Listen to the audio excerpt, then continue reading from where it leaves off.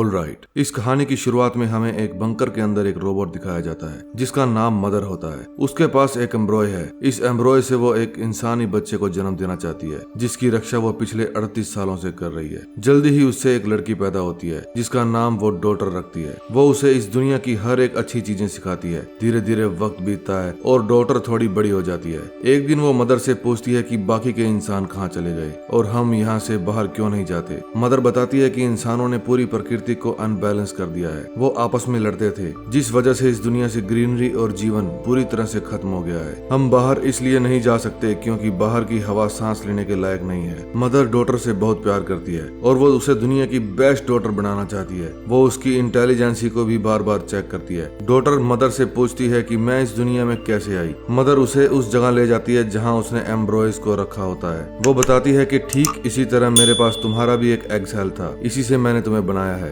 इनसे तुम्हारे ही जैसे बच्चे पैदा होंगे जो तुम्हारे ही साथ यहाँ रहेंगे। मदर डॉटर से बहुत प्यार करती है। वो डॉटर को किसी भी चीज की कमी नहीं होने देती। इसी कारण डॉटर को भी कभी एहसास नहीं होता कि उसे बाहर जाना चाहिए। धीरे धीरे वक्त बीतता है और डॉटर 18 साल की हो जाती है। वो जब अपने कैबिन में होती है तो अचानक से लाइट चली जाती है। 18 साल में पहली बार यहाँ लाइट जाती है। ये देखकर डॉटर को बहुत अजीब लगता है। जब वो चेक करने जाती है तो कंट्रोल रूम में एक चूहा होता है जिसे देखकर वो डर जाती है क्योंकि आज से पहले उसने कभी किसी जिंदा चीज को नहीं देखा था। वो चूहे को एक बोतल के अंदर बंद कर देती है। उसी चूहे ने वायर्स भी काटी होती है। फिर डॉटर सभी वायर्स को रिपेयर कर देती है। डॉटर को हर चीज की नॉलेज होती है। जब मदर वहाँ आती है तो डॉटर उसे चूहा दिखाती है। मदर उस चूहे को मार देती है जिससे डॉटर को बिल्कुल भी अच्छा नहीं लगता। मदर कहती है कि बाहर की कोई भी चीज यहाँ पर नहीं आनी चाहिए। बाहर का वातावरण पूरी तरह से इन्फेक्टेड है, इससे तुम्हारी जान को खतरा हो सकता है। लेकिन डॉटर के दिमाग में एक टेंशन थी कि बाहर के वातावरण में गड़बड़ है तो चूहा जिंदा कैसे रह पाया। फिर वो तय करती है कि वो बाहर जरूर जाएगी। जब रात को मदर खुद को चार्ज कर रही होती है तो डॉटर अपना एयर टाइट सूट पहनकर मेन गेट खोलकर बाहर जाने लगती है। बाहर एक लेडी होती है जिसकी हालत बहुत ज्यादा खराब होती है। वो डॉटर से मदद मांगती है।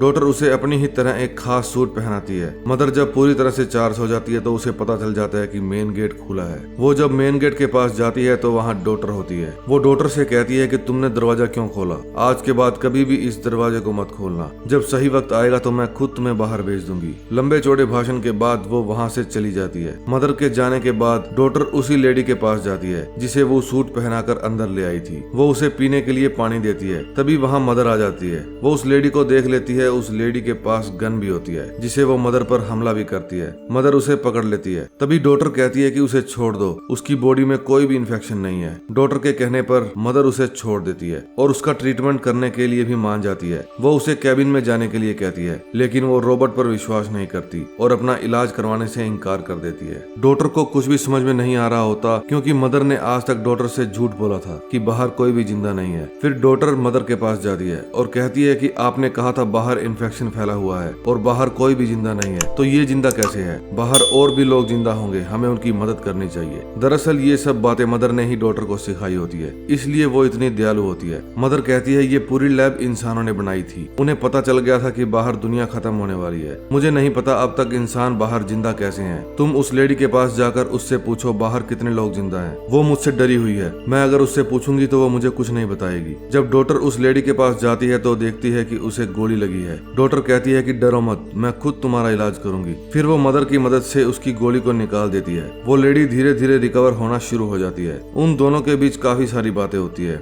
मदर ये सब दूर से देख रही होती है। वो लेडी कहती है हम बाहर जितने भी सर्वाइवर्स हैं सबने माइन में छुपकर अपनी जान बचाई। बाहर इसी तरह के और भी रोबोट्स हैं जिन्होंने इंसानों को पूरी तरह से खत्म कर दिया। इसलिए मैं रोबोट से नफरत करती हूँ और मुझे नहीं लगता तुम्हें इस बंकर में इस रोबोट के साथ रहना चाहिए। अब डॉटर पूरी तरह से कंफ्यूज हो जाती है कि उसे क्या करना चाहिए। जब वो मदर के पास जाकर ये सब पूछती है तो मदर कहती है वो लेडी झूठ बोल रही है, कभी किसी रोबोट ने किसी इंसान को नहीं मारा। अब फिर से रोबोट डॉटर का IQ चेक करने के लिए दूसरे कमरे में ले जाती है। जब वो डॉटर को चेक करती है तो डॉटर बहुत अच्छा स्कोर करती है। अब मदर खुश होकर डॉटर को दूसरी लैब में ले जाती है जहाँ बहुत सारे एम्ब्रॉयज होते हैं। मदर कहती है तुम इनमें से किसी भी एक एम्ब्रॉय को चुन सकती हो। अब हम तुम्हारी तरह एक और इंसान को बनाएंगे। ये सुनने के बाद डॉटर बहुत खुश हो जाती है। वो एक बॉय के एम्ब्रॉय को चुनती है ताकि उसे एक भाई मिल जाए, लेकिन अभी भी उसके दिमाग में बहुत सारे सवाल होते हैं। जब रात को मदर अपने आप को चार्ज करती है तो डॉटर उस लैब में जाती है जहाँ बहुत सारे एम्ब्रॉयज रखे जाते हैं। वो देखती है वहाँ से 3 एम्ब्रॉयज गायब हैं। अब वो समझ जाती है कि उससे पहले भी 2 वो एम्ब्रॉयज से बच्चों को बनाया गया था। चेक करने पर पता चलता है कि उन बच्चों का मेंटल स्कोर बहुत अच्छा नहीं था। इसी वजह से मदर ने उन्हें मार दिया। मदर इसीलिए बार बार डॉटर के भी दिमाग को टेस्ट करती है, जिसमें वो हर बार पास होती आई है। अगर वो इस टेस्ट में फेल हो जाती तो मदर उसे भी मार देती।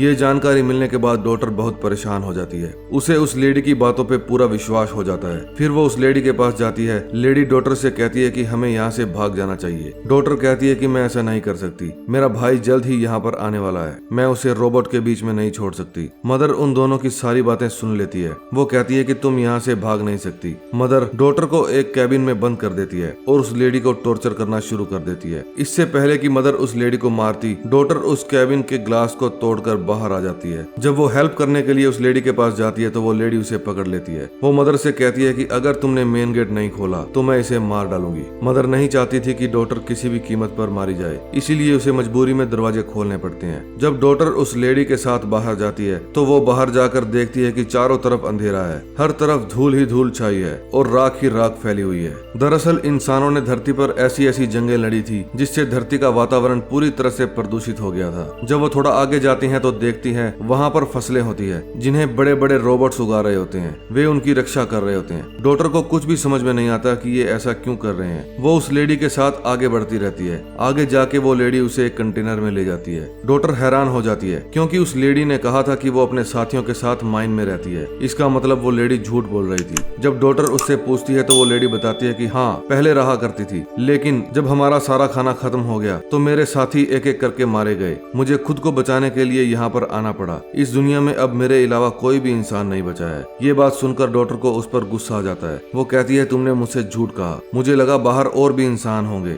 वहाँ लैब में मेरा भाई अब तक जन्म ले चुका होगा। अब वो डिसाइड करती है कि वो वापस लैब में मदर के पास जाएगी। जब वो लैब के पास जाती है तो वहाँ बहुत सारे रोबोट उसे घेर लेते हैं। वो उसे स्कैन करते हैं। जब रोबोट्स को पता चलता है कि वो डॉटर है तो वो उसे अंदर जाने की इजाजत दे देते हैं। लेकिन डॉटर बहुत ज्यादा डरी हुई होती है। उसे लगता है मदर उस पर हमला करेगी, इसीलिए वो एक्स उठा लेती है। लेकिन जब वो मदर के पास पहुंचती है तो देखती है मदर के पास एक छोटा सा बेबी बॉय होता है। मदर कहती है अपनी एक्स को नीचे रख दो और अपने भाई को संभालो। मदर उससे बहुत प्यार से बात करती है, इसलिए डॉटर के मन का डर निकल जाता है। अब वो एक्स को नीचे रखकर अपने भाई को पकड़ लेती है। मदर डॉटर से कहती है अब वक्त आ चुका है जब मुझे तुमसे पूरा सच बता देना चाहिए। दरअसल मैं ही उन सब रोबोट्स को कंट्रोल करती हूँ। इंसान अपने आप को खुद ही खत्म कर रहे थे, एक दूसरे से जंग लड़कर। इसी वजह से नेचर पूरी तरह से तबाह हो चुका था। इसलिए मैंने सोचा कि मैं सभी इंसानों को खत्म कर दूंगी, क्योंकि अगर मैं ऐसा नहीं करती तो उनके साथ हम रोबोट्स भी पूरी तरह से खत्म हो जाते। इसलिए मैंने इंसानों को खत्म कर दिया ताकि धरती को बचाया जा सके। फिर मैंने तय किया कि मैं इंसानों को दोबारा बनाऊंगी और उन्हें सही शिक्षा दूंगी। उन्हें सिखाऊंगी धरती को कैसे बचाना है। इसलिए मैं सब एम्ब्रॉयज को यहाँ ले आई। तुमसे पहले भी मैंने 2 बच्चों को पैदा किया था, लेकिन उनका IQ लेवल इतना अच्छा नहीं था। उनके अंदर बहुत सारी कमियां थी, इसलिए मुझे उन्हें मारना पड़ा।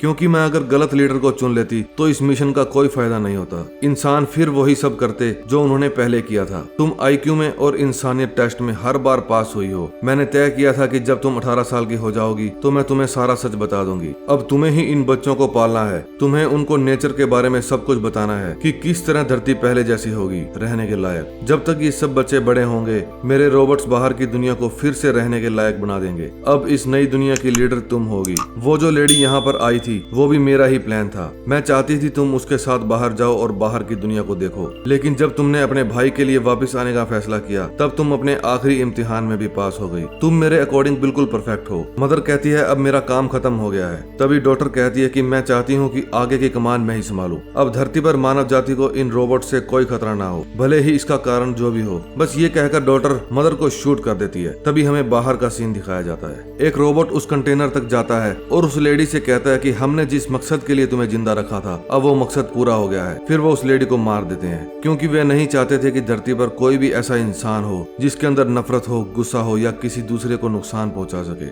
उधर डॉटर उस लैब में जाती है जहां बहुत सारे एम्ब्रॉयज होते हैं। वो अब इन सब को जन्म देना चाहती है और एक बेहतर दुनिया का निर्माण करना चाहती है। अब डॉटर खुद मदर बन चुकी है। तो दोस्तों अगर आपको ये मूवी अच्छी लगी हो तो प्लीज हमारे चैनल को सब्सक्राइब करें। मैं आपसे मिलूंगा नए दिन नई स्टोरी के साथ। तब तक के लिए टाटा, बाय बाय।